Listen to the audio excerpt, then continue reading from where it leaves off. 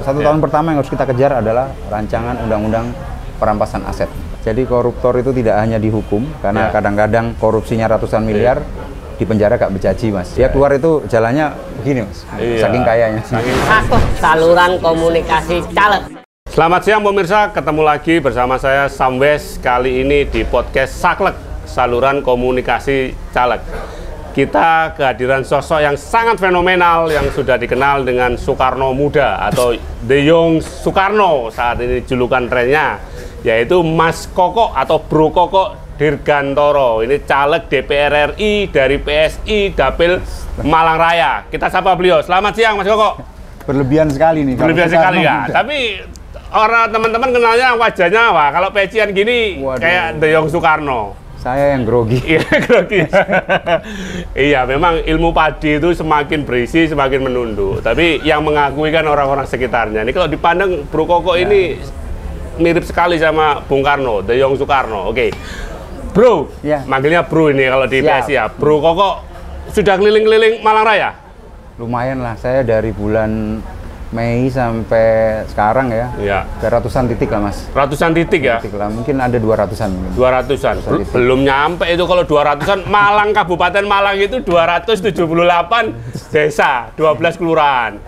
Kalau di Kota Malang 57. Kalau di Batu mungkin sekitar 20-30-an. 500 lebih loh, Bro. Kabupaten itu hampir 400. Hampir 400, betul. 390. 390 ya. Iya, desa kelurahan. Desa dan kelurahan ya. Iya. Ya, itu yang menurut saya menjadi tantangan ya. Medannya ya, 33 kecamatan. 33 kecamatan, betul.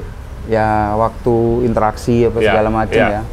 Ada beberapa hal yang saya dapatkan dari masyarakat itu, terutama tentang pelayanan publik. Pelayanan publik. Ini bukan karena pemerintah daerahnya lemah atau apa. Memang ini wilayahnya luas banget. Itu kita ngomong kabupaten aja loh ya. Betul. Oke. Hampir 400, Mas. Hampir 400 kalau misalnya satu hari satu desa, setahun itu kurang, Mas. Setahun kurang, setahun cuma 360-an. Kasihan sekali ininya. Kasihan sekali. Perangkat ininya ya, struktur di kabupatennya itu. Menurut saya cukup berat gitu. Berat ya, berat. Masyarakatnya juga kasihan karena kan wilayah-wilayah yang jauh kalau ngurus apa-apa kan harus ke ibu kota kabupaten kan. Betul. Panjen Betul. Kan. Iya. Ini apa yang disampaikan Bro Koko sama dengan apa yang disampaikan atau dirasakan selama ini oleh masyarakat Kabupaten Malang, sehingga ada isu, ada wacana untuk pemekaran. Saya sempat baca, tapi kayaknya itu isu digali sudah cukup lama ya, Mas ya? Sangat lama, Bro, sangat lama. Ini kan yang Malang bagian utara ya? Betul, Malang bagian utara. Semoga saya nggak salah ya? Iya. Singosari, Lawang, Jabung, Poncokusumo, Tumpang, Pakis, Karangploso, betul, Karangploso, betul Bro. Ini saja kalau semoga saya juga nggak salah angka ya. Iya. Itu lebih dari 600 km persegi. Oh iya, betul. Saya sempat hitung sebagian sama baca beberapa jurnal ya. Itu hampir 6 kali luasnya Kota Malang dengan density kepadatan. Kalau Kota Malang itu kepadatannya sekitar 7.000 8.000 lah. Kabupaten itu 700 masih Mas. Jadi luas sekali wilayahnya. Oke. Artinya memang potensi pemekaran ini sebuah keniscayaan lah ya. Apalagi dari segi wilayah dan segi istilahnya tadi pelayanan publik khususnya. Rasanya studi-studi sama FGD-nya harus diperbanyak. Harus diperbanyak. Untuk pemekaran itu kita harus lihat dari budaya. Betul, budaya. Terus pelayanan publik gitu. Ekonominya seperti apa. Terutama potensi pendapatan asli daerah ya, PAD ya. Yang terakhir ini yang cukup berat adalah urusan hukumnya. Urusan hukumnya. Pasti nggak mudah kan ini sampai pusat kan. Sampai pusat. Dan itu perjuangan jangka panjang. Politiknya juga berat. Siap. Artinya Bro Koko sudah menerima aspirasi ini ya? Maksudnya sudah dengar inspirasi ini ya? Sayup-sayup sih sudah ada ya. Mungkin tidak santer mungkin karena mereka mungkin juga malu ngomongnya atau. Betul. Tapi beberapa itu waktu saya ke Poncokusumo, ke Tumpang, itu suara-suara itu mulai ada. Iya, siap. Aspirasi itu ada ya? Nanti ada kader PSI juga yang mungkin bisa diajak bicara untuk wilayah Singosari sama Lawang. Singosari itu kan besar sekali Mas jumlah penduduknya itu. Betul. Kayaknya hampir 200 sudah lebih dari 200.000. 200.000 lebih. Ya. Kalau 7 tadi digabung itu 800.000 suara. Luar biasa. Berarti kan Singosari itu setara dengan 1 kota Batu kan? Iya. Kalau dari jumlahnya. Iya, betul. Nah, betul. Menurut saya cukup merepotkan kalau dari sisi pelayanan publik. Pelayanan publik terutama. Semoga saya nggak salah ya, tapi itu yang saya dapati ya. Betul. Terus perhatian dari pemerintah daerah itu jadi cukup jauh karena kan jauh kan. Jadi kalau ada jalan rusak atau segala macam. Skala prioritasnya itu jadi tidak bisa ke sana gitu loh, karena beberapa hal. Padahal seharusnya pelayanan publik dekat dan cepat. Betul ya bro ya. Dan dari sisi ekonomi saya coba pelajari ya, Singosari itu buffer, jadi satelitnya Kota Malang gitu. Betul. Industrinya ada di situ, ya kan? Dan uniknya Malang Utara ini selain industri tidak kehilangan agrarisnya juga gitu. Betul. Jadi secara ekonomi cukup besar, masyarakatnya juga cukup banyak, tapi wilayahnya cukup luas untuk pengembangan. Betul bro. Kayaknya Bro Koko lebih memahami daripada saya ini. Sampai hafal jumlah luasannya juga. Saya baca beberapa jurnal mas, bagus-bagus dari 2015 tentang potensi ekonominya. Pabrik-pabrik besar itu ada di Lawang Singosari. Singosari. Betul. Terus beberapa hortikultura itu masuk di wilayah Poncokusumo, Tumpang. Betul. Saya juga sempat lihat itu jeruk juga bagus ya. Iya, betul. Jeruk bagus. Dan saya juga mendapati di Poncokusumo itu yang mungkin nggak dikira banyak orang adalah bambu. Jadi dugaan saya. Pengamatan Bro Koko sampai sejauh itu ya. Dugaan saya. Luar biasa. Berarti benar-benar apal Davile. Berarti benar-benar turun karena apal Rono Poe. Iya. Beberapa tuh saya duga itu ekspor. Saya mesti cari tahu lebih dalam ya. Tapi kayaknya pering petungnya itu kayaknya kualitas ekspor. Dugaan saya mungkin ada ekspor. Oke. Terus rimpangnya, jadi akarnya itu dijadikan untuk karya seni. Iya. Yang beli ternyata banyak. Betul, itu memang ekspor itu bro.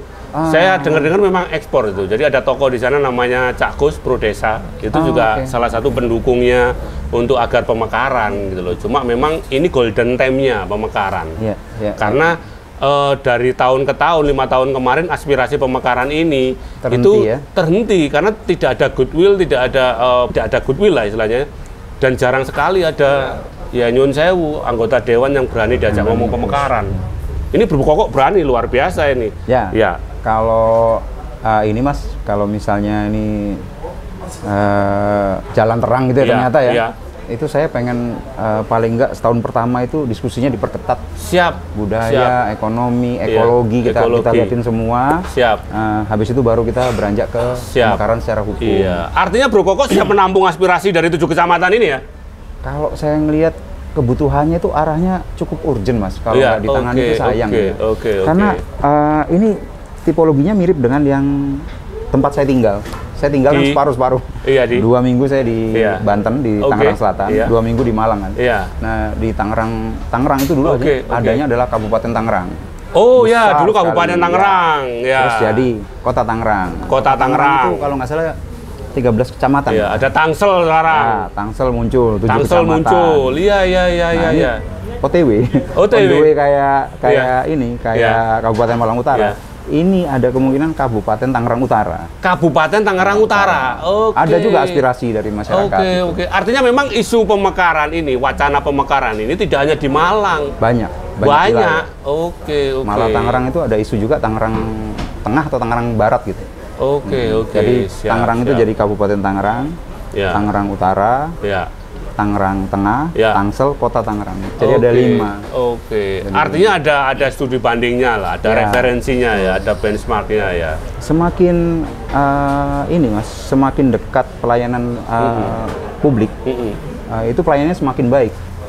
Anggarannya terdistribusi semakin baik juga untuk jalan, untuk lampu, untuk apa, lebih dekat layanan ke masyarakat. Itu kata kuncinya, semakin dekat pelayanan publik, anggaran distribusi semakin baik, pelayanan juga semakin baik bro ya. Betul.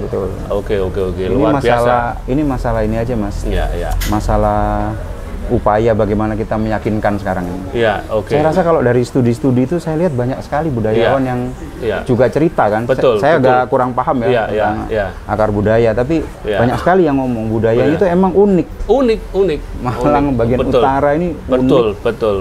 Dan mereka ada pride bahwa ini asal-muasalnya kerajaan-kerajaan besar di Indonesia kan. Betul. Dari Singosari, Majapahit. Betul. Arahnya dari sana. Muaranya di Malang Utara. Malang Utara. Iya. Itu diceritakan oleh Pak Dwi waktu itu, ada budaya yang namanya Hujung dan Kanuruhan. Nah, Malang Utara itu Hujung. Saya kalau ada studinya atau videonya saya mau, Mas. Saya mau pelajari nanti. Siap. Jadi ini artinya udah pemirsa, artinya Bro Koko ini udah dukung kita nih, ini searus gitu loh, udah searus besar ini, aspirasinya udah ditampung oleh Bro Koko untuk di 7 kecamatan yang akan mekar di Malang Utara menjadi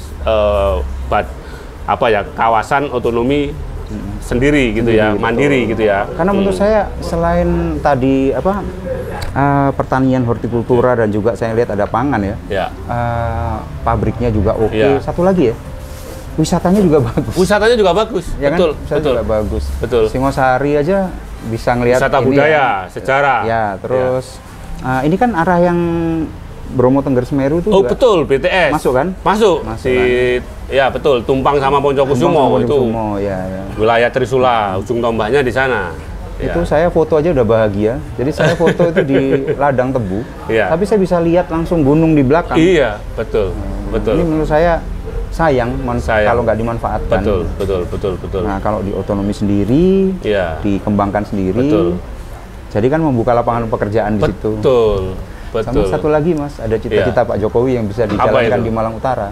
Jadi Pak Jokowi itu kan sudah pada tahu tentang hilirisasi ya. Betul. Hilirisasi sementara yang kita tahu tambang kan. Betul.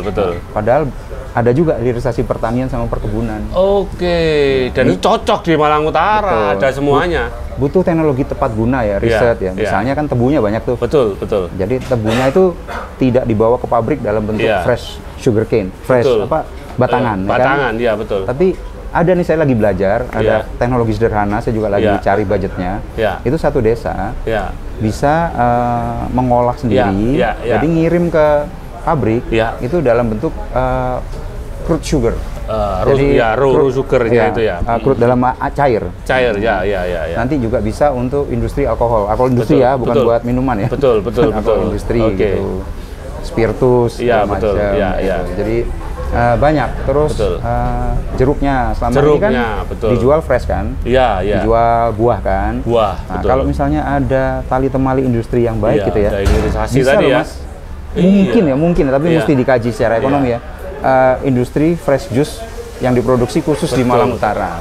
Luar biasa. Luar biasa di Poncokusumo pusatnya. Betul. Wah, idenya ini loh pemirsa, ide-ide dari Bro Koko, makanya banyak orang yang menjuluki The Young Soekarno karena ide-idenya itu bukan hanya tajam tapi visioner. Ngelihat tebu aja, tidak hanya tebu batangan, bagaimana kemudian industri tebu itu dihilirisasi, industri perkebunan. Ya saya kira memang meskipun inspirasinya dari idenya Pak Jokowi, hilirisasi itu tidak hanya ditambang, tapi Bro Koko benar-benar paham betul di daerahnya itu ngapain aja dan ada apa saja potensi-potensinya gitu loh. Termasuk untuk dalam rangka untuk memperkuat daya dukung pemekaran wilayah daerah otonomi baru di Malang Utara gitu ya. Saya mesti lihat angkanya ya, tapi Java, jambu itu Java, di Malang Utara juga banyak. Iya. Kalau saya nggak salah ingat, tebunya aja sekabupaten Malang itu bisa 3-4 juta ton fresh sugarcane, fresh cane ya. Iya. Bisa segitu loh, Mas, segitu banyak. Potensinya besar memang. Kalau itu misalnya masyarakatnya mendapat manfaat, jadi ada margin keuntungan, jadi manufaktur sederhana gitu ya. Siap. Itu pasti lebih menguntungkan buat petaninya. Betul. Terus orang bisa kerja di situ. Betul. Terus berikutnya kalau jadi sendiri, akhirnya harus apa, Mas, konsekuensinya? Anggarannya harus disisihkan untuk rumah sakit umum daerah sendiri. Pelayanan kesehatan punya. Sendiri. Sekolah harus ditambah. Gitu. Perguruan tinggi juga harus mungkin ada di sana. Betul ya, Bro ya. Nextnya adalah pasca panen sama sampah, Mas. Betul. Nah, jadi pasca panen dari pertanian itu supaya hasilnya maksimal, sama pengolahan sampahnya. Oke, pengolahan hasil pasca panen lah ya. sampah dari masyarakat segala macam itu harus udah mulai dipikirkan dari sekarang lah. Siap. Anak-anak muda itu sekarang mikirnya ekologi, Mas. Ekologi, betul. Kalau kita dulu kan paling mikirnya lapangan pekerjaan aja. Sekarang anak-anak sekarang itu mikirnya jauh dari itu. Apakah pekerjaan yang saya lakukan ini memberi dampak negatif terhadap lingkungan? Anak-anak muda dulu mikir begitu. Pikirannya sampai begitu. Saya ngerasain, saya kadang-kadang belajar sama yang lebih muda ya. Mereka lebih tajam untuk urusan ekologi. Terus isu tentang kekerasan seksual, pelecehan itu sekarang anak-anak muda lebih melek daripada zaman kita dulu. Iya, betul. Nah, itu kalau wilayahnya itu ditata lebih bagus ya kan. Selain memberikan lapangan pekerjaan, itu ikatan sosial juga lebih baik. Karena dekat kan. Kohesi sosialnya lebih kuat. Baik, gitu. Iya. Oke. Pemirsa, luar biasa sekali pemikiran dari Bro Koko ini. Bro Koko, terakhir, ini kan kita kepingin membangun politik yang sehat, politik yang cerdas, ya kan, politik yang rasional, begitu. Nah, apa saran atau apa istilahnya pesan gitu yang bisa disampaikan Bro Koko bukan hanya kepada masyarakat yang ada di wilayah Malang Utara tadi, semuanya. Tadi udah jelas bahwa Bro Koko ini sangat mendukung pemekaran daerah otonomi baru di wilayah Malang Utara karena memang sebuah keniscayaan dan Bro Koko sudah terbukti punya contoh tadi studi kasus di daerahnya di Tangerang ya. Tangerang yang tadinya Kabupaten Tangerang menjadi Tangerang Selatan dan Tangerang yang akan datang Tangerang Kota dan sebagainya. Oke, Bro, pesan politik yang cerdas, sehat kepada masyarakat Malang Raya. Untuk memilih caleg, itu pastikan sekarang informasi itu sangat mudah diketahui. Jadi kalau ada caleg datang ke segala macam gitu ya, tinggal masukkan namanya di mesin pencari. Di Google? Di googling. Di googling dia akan ketahuan dia sudah melakukan apa, ya kan, punya pemikiran apa, gitu ya. Jadi kita bisa tahu dia secara substansi menguasai atau tidak. Berikutnya kita lihat secara meritokrasi, advokasi, prestasinya dia apa, pendidikannya. Ada track recordnya. Track recordnya ketahuan gitu. Nah itu sangat mempermudah proses legislasi karena orangnya mumpuni. Jadi jangan asal memilih. Jangan asal memilih. Dipetani benar. Oh ini yang bagus, ini yang apa gitu. Itu menurut saya hal dasar ya karena sekarang itu kan kalau saya nggak salah angkanya itu 55% ke atas itu pemilih muda kan? Nah, pemilih muda itu sukanya kan media sosial kan? Nah, itu tinggal dicari itu. Ini orangnya sesuai atau tidak. Gitu. Siap. Dan seperti biasa dari PSI pasti anti politik uang. Anti politik uang. Kami sudah tidak tahan dan salah satu janji bahkan janji yang diucapkan oleh Ketua Umum adalah pas kita masuk 1 tahun pertama yang harus kita kejar adalah rancangan undang-undang perampasan aset. Oh jelas itu ya. Jelas itu garis merah. Jadi koruptor itu tidak hanya dihukum karena kadang-kadang korupsinya ratusan miliar di penjara gak berjanji Mas. 3-4 tahun. Dia keluar itu jalannya begini Mas. Saking kayanya. Nah jadi ini perampasan aset ini membuat mereka mengalami hal yang sangat mereka takutkan. Bukan penjara yang mereka takutkan, tapi miskin. Pada saat dimiskinkan itu akan berdampak. Dan pada saat korupsi itu bisa dikikis habis. Korupsi itu hari ini kalau kata senior saya Irma Huta Barat ini adalah akar dari semua kejahatan di Indonesia. Korupsi. Kalau korupsinya di stop, kita bisa punya anggaran yang cukup.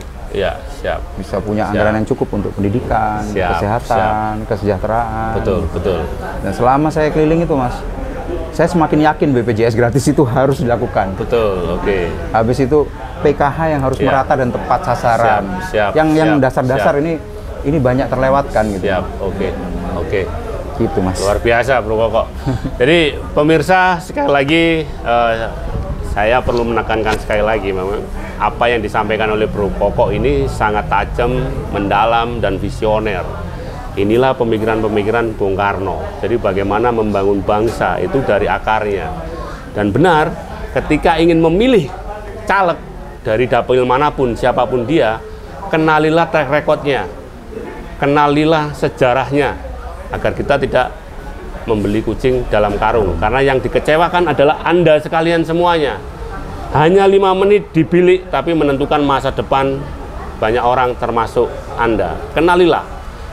Kami dari Java 1 membuat saluran komunikasi caleg ini dalam rangka untuk agar para caleg berani mengkomunikasikan visi, misi, dan nilai-nilai yang akan diperjuangkannya, sehingga kita sebagai masyarakat pemilih tidak salah pilih. Jumpa lagi bersama saya pada podcast Saklek selanjutnya di Java 1. Jangan lupa subscribe kanal kami. Terima kasih. Selamat siang, salam sehat, semangat.